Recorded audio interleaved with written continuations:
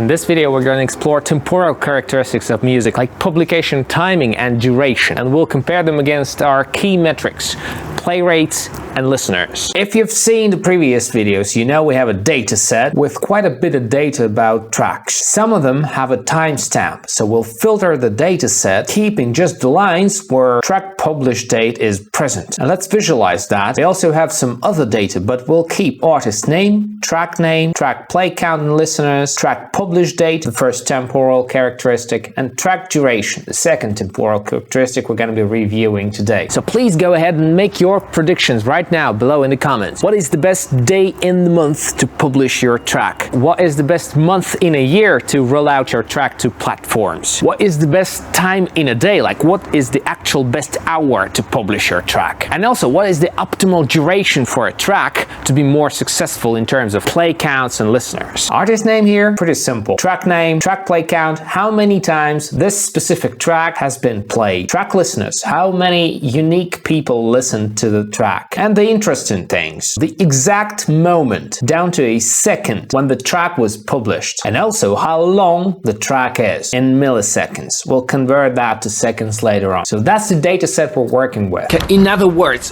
when do I publish my track so that it maximizes my chances of success? What is the best day, the best time, the best hour, the best day of week, the best day of month? What is the best month? Go ahead, pause the video and make your predictions right now. Let's start with the timestamp, the published time, and see the distribution when most tracks are published. That's a histogram showing the distribution. These are published between these two dates here, July and October 2008. These are October to January, July, October 2016, and so on. Each bar is how many tracks were published between these two dates. And to me, this chart shows the popularity of Last.fm as a platform, instead of showing us the actual publication trends. So we see that before 2010, Last.fm was hot.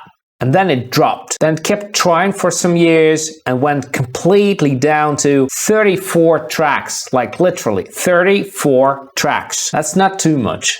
And then back in 2022, it started reviving for some reason. If you know why this started happening in 2022, let me know please down below in the comments. I got no idea why these are emerging again. Oh, by the way, I'm Vadusha and I'm the best expert in data science, programming and music in the entire world, and maybe even on YouTube. That's the distribution. I guess years are not important here, so we'll go deeper and see if months are, if time of day is, if day of week is, and if day in month is. Let's dive in and see what's up. All right, let's isolate months first. So get just the ones we need: artist name, track name, play count, listeners, and publish date, the timestamp. And get the number for the month. If it's May, the 5th month, we need to have a separate column saying number 5. Number 2 here, number 5, number 2, number 8. You get the idea. See if we have any missing data. Everything is okay. And then assign the month number to the timestamp. So see number 5. And also let's get month name to explicitly show what month it is, not just a number. Number 5 is May. Now it's going to be easier to read. I like when it's easier to read. Now that we got our months, let's plot the months, the actual summed up aggregated play counts by each month. Which month is the most played? Okay, it does look like January and July are the months that get the most plays. It's not that there's more play count in July and January, but rather it is the month of publication. If your tracks are published in July, they get more play count in general. It does look like August is also doing well, November here, and it does look like May and June are below the average. Let's see if this holds true against statistical tests, the actual proper mathematical analysis. Box plot it first to see if there's anything weird, and there is. Most of the data points causing these higher columns are outliers, so we shouldn't be really taking them into consideration. So let's cut them off, anything above 3 sigma over the median. Cutting the outliers for each month.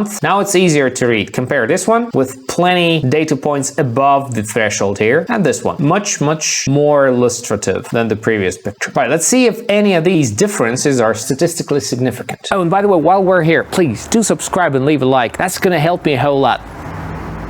Thank you. Running test that's gonna take 1 month and compare its median to the rest of the months and see which months turn out different against all the rest of the months. Okay, so we see that January, July, and October. I remember January being above the rest, July being above the rest, and October being somewhat average. So let's color the ones that are different so that we visualize the difference. Here's the box plot there, box plot here. It does look like January is above the median, July is above the median, while October is below the median. These are the statistically significant differences. So far, don't publish in October. Make sure you publish in January or July. But that's some cherry picking. These are multiple comparisons. Don't try and do this at home. That's not something you want to be doing. So these are track play counts. Let's see if the conclusions hold true if we run the same tests for track listeners. But first, let's see which month is better, January or July. One of them may be a more preferable month in terms of track play count. Compare one against the other. Is it January? Yes. Is it January? No. And it does look like medians must be equal, variances must be different. So July is somewhat more dispersed, but the medians are the same. So publish either in July or January, whichever works best for you. Make sure you don't publish in October. Let's test it with track listeners to see if the conclusions persevere. Right, so track listeners, same thing here. Compare them against track play counts. They do seem to exhibit the same trends somewhat. Cutting the outliers, calculating the metrics. Here's the box plots with outliers cut out. It does kind of look very much the same. Running the tests, seeing the different months, we see that February is a bit different now, and December is a different month again. Some variability there. Let's visualize the differences. There we go. January is still a good month. February is not so good. Also, July is still holding well, while October is still a poor month to publish in. December is added to the poor months list. Okay, publish in January and July.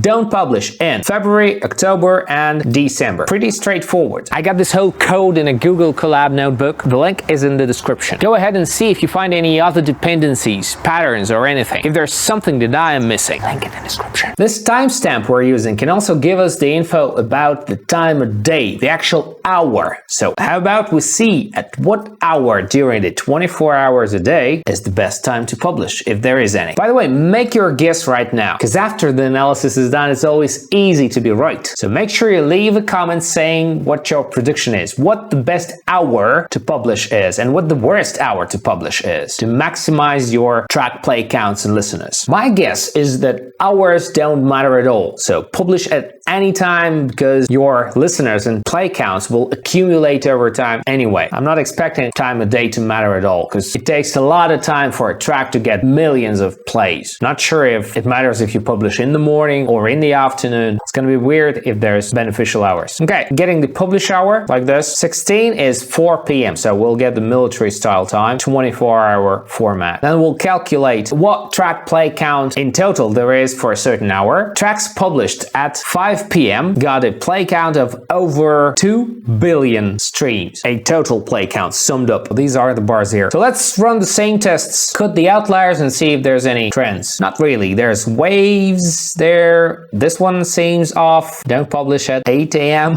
And this seems pretty good, like 5 p.m. and maybe 4 or 1. Okay, midnight seems not good. Let's see if it's statistically significant. Run the tests, comparing midnight against all of the rest of the hours, and compare 1 o'clock in the morning against every other hour, including midnight. You get the idea. Comparing each of them against the rest. Running the tests, getting the text results, plotting the text results. Blue are different, red are indifferent. These are not bad hours, it's just that these hours don't matter. There's no significant difference for the red hours. The blue ones, though, don't publish at midnight, as I've said. Publish at 1 a.m. Don't publish at 8 a.m. because it's below average. Then 10 o'clock is also a bad hour, 10 in the morning. 1 p.m. is not the best time to publish. 5 p.m. is a good time. 6 p.m. is a good time. 8 p.m. is a good time. 9 p.m. is a bad time. And 11 p.m. is not that good. Okay, so once again, 1 a.m., 5 p.m., 6 p.m., 8 p.m. Good time. 8 a.m., 10 a.m., 1 p.m., 9 p.m., 11 p.m. Bad time. Let's compare the top hours against each other to see if there's the best hour to publish. Not really. None of them is statistically significant significantly different. Now that we got these good hours for publication and we cherry-picked them with multiple comparisons, we have to have a second opinion. So we'll use track listeners to double check and get the bias down. Okay, so multiple comparisons. Multiple comparisons is something that happens when you have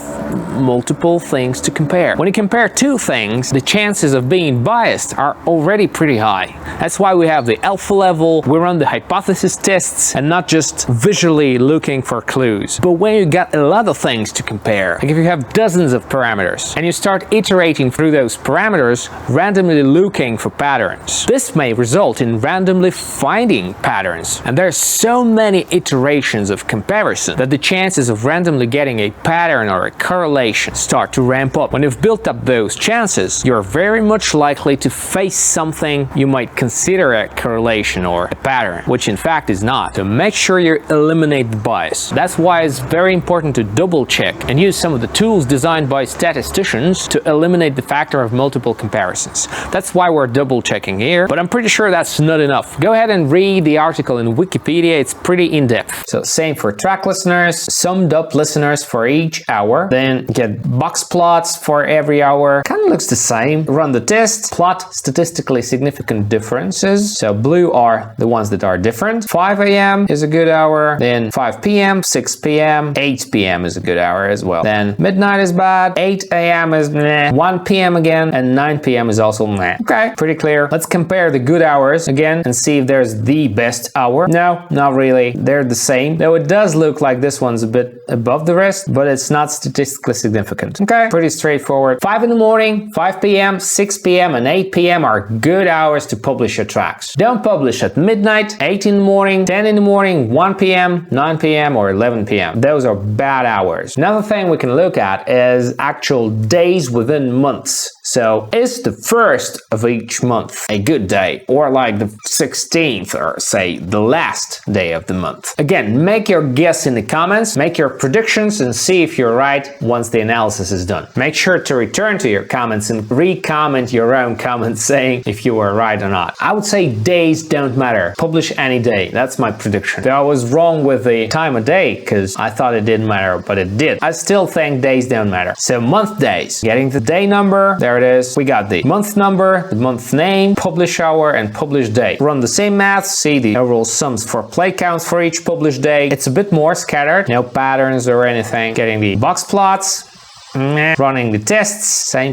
There's some days that are different. The 15th of any month is better than the rest of them days, as well as the 31st, while the 29th is a bad day, so don't publish on the 29th. Pretty straightforward again. Let's compare 15th against 31st, see if any of these is better. Nope. Medians are the same. Publish either on the 15th or the 31st. Okay, let's double check with track listeners to reduce bias again, and we're doing it because we're doing multiple comparisons. We're comparing day 1 against all the other days, then day 2 against all the other days, and so on. That's multiple comparison. That's not something we should be doing, but that's the only way we can find if any day matters. Probably there's scientists in the comments that'll tell us why this is wrong. We're double checking with listeners to see if our conclusions stand the test. And we got the very same days, so the 15th again, 31st, and 29th. Same results. Comparing day 15 against day 31, no difference. To sum it up, publish mid-month, day 15 is a good day. Day 31, the last day of the month, if the month is long enough, is also a good opportunity to maximize your play counts and listeners. While day 29 is the day you want to avoid for some reason.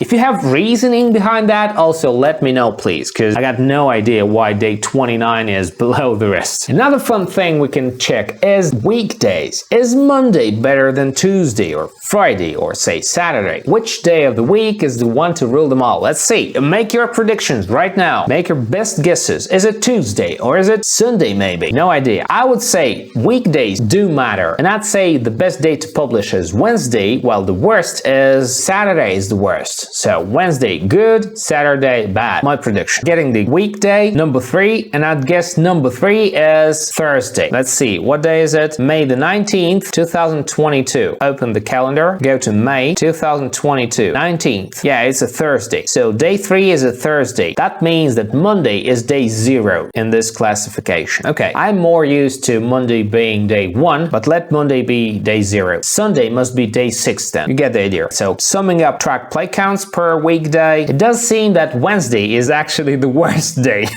to publish as well as Monday, while Thursday seems the best day. But I'm not sure. That's not statistics yet. So remove outliers, see the box plots. It does look like days don't matter. Run the tests, same. Everything is the same. No differences. No day is different. Publish at any weekday you want. Weekdays are not a statistically significant factor. Weekdays don't contribute to your track's success. Okay, let's double check with listeners. Same. No differences there. Publish any day of the week. And the last temporal characteristic we have is track duration. How long the track is. I would assume that 3 minutes is the golden standard for radio hits. I would expect that tracks around 3 minutes, that's 180 seconds, get the highest play count, while the farther away you go from 3 minutes, like 1.5 minutes and 4.5 minutes, get roughly the same amount of streams. So I'd expect the play count to top at 3 minutes and then go down gradually as you go farther away from 3 minutes. That's my guess. Make your predictions in the comments, please, because it's easy to guess when the analysis is done, but try and guess beforehand. That's the fun part of it. We got duration data for over 100,000 tracks. That's cool. So we divide duration by 1,000 to get seconds instead of milliseconds and see the distribution. Okay, there's a tail. These are 14,000 seconds. I mean, how many minutes is that?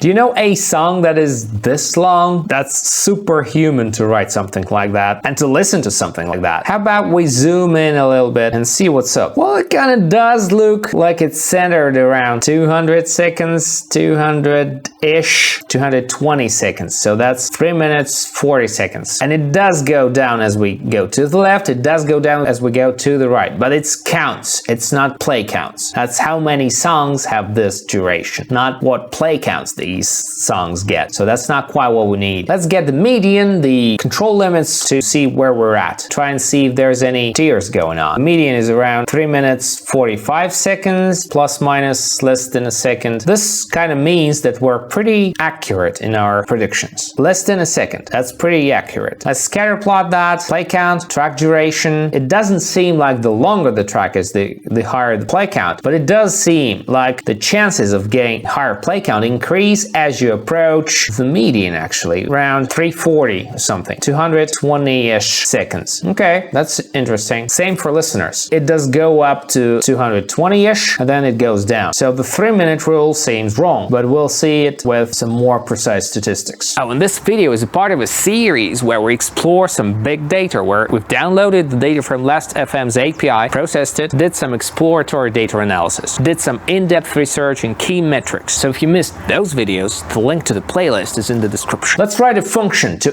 iterate through each possible duration, like 1 second, 2 seconds, 3 seconds, 4 seconds. Iterate through as many as we can and see if there's any length in seconds that is preferable for track play count maximizing. So step is how many seconds we take. If the step is 1 second, we go 1 second, 2 seconds, 3 seconds, 4 seconds. If the step is, say, 5 seconds, we go 5, 10, 15, 25, and so on. So by default, it's 10, so it's 10, 20, 30, 40, and so on. The margin is plus or minus how many seconds we get in the group. So if we get a group of 25 with a margin of 5, it means anything that's 25 seconds long plus 5 and minus 5, from 20 to 30, everything gets in the group. And then we call this sample A, and anything that's outside the group we call sample B, and see if sample A is different from sample B. So if the given range is different from the rest of the data. Kind of the same mechanics as usual, except for we're introducing the margin because there's too many seconds in the second row. It's not like 7 days of the week. It's not even 30 days in a month. It's 14,000 something.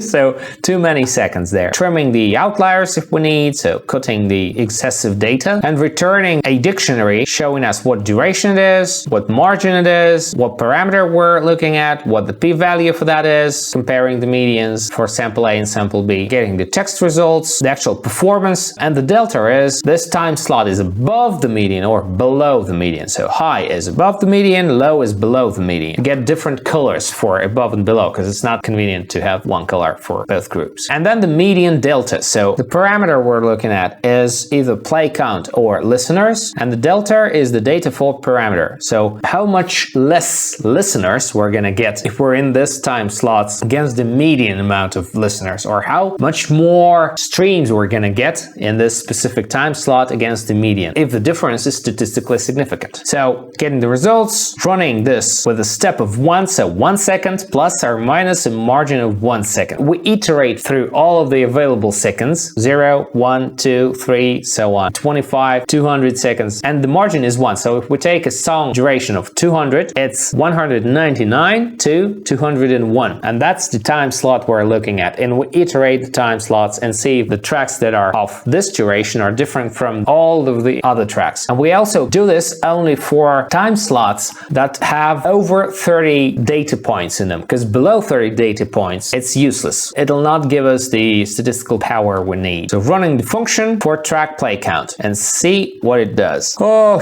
that's way too many data points with high performance. So 3 minutes, 16 seconds is a higher performance for track play count. Okay, let's visualize that, I guess. The red dots are higher performance, blue dots are lower performance. So avoid blue dots, aim for red dots. I never expected something almost 10 minutes long would have a higher chance of getting higher median delta. The median delta means that on average, a song that's around 200-ish seconds long will give you an extra 10,500 track streams as compared to the overall median track stream. Your track is gonna get 10k more streams than average if it's 200-ish seconds long. That's unexpected. I would expect this breaking point to be at around 3 minutes, which is 180 seconds, like here or something. But no, 3 minutes is a bad factor. Anything below 200-ish is bad, with the exception of these outliers there. Right, let's double check that with listeners, because we're taking this multiple comparison thing to another level here.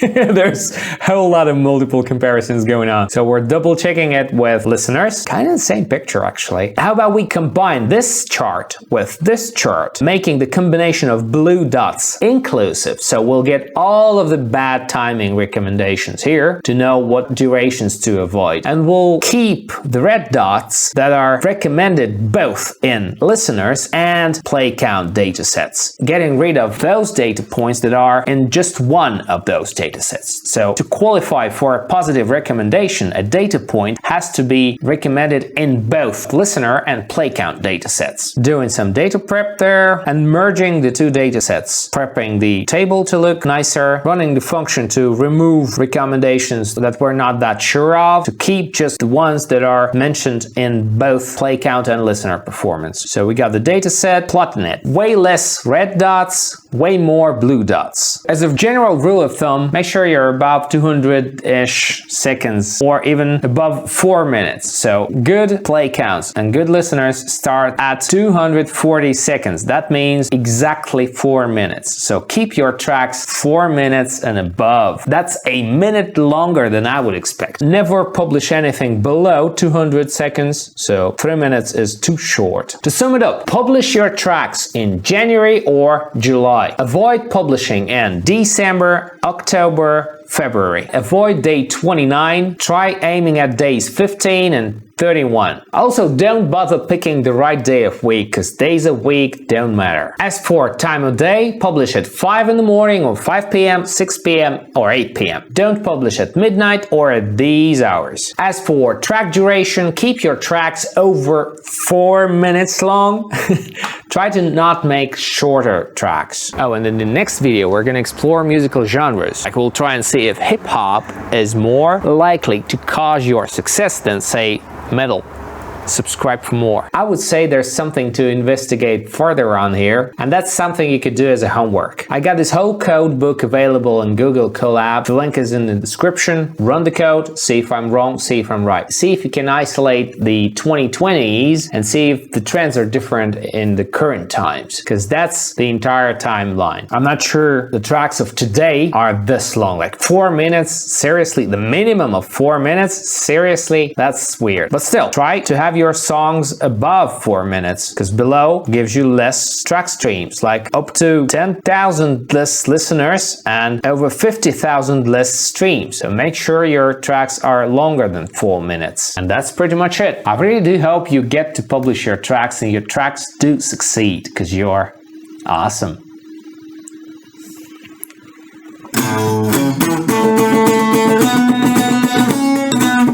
You are.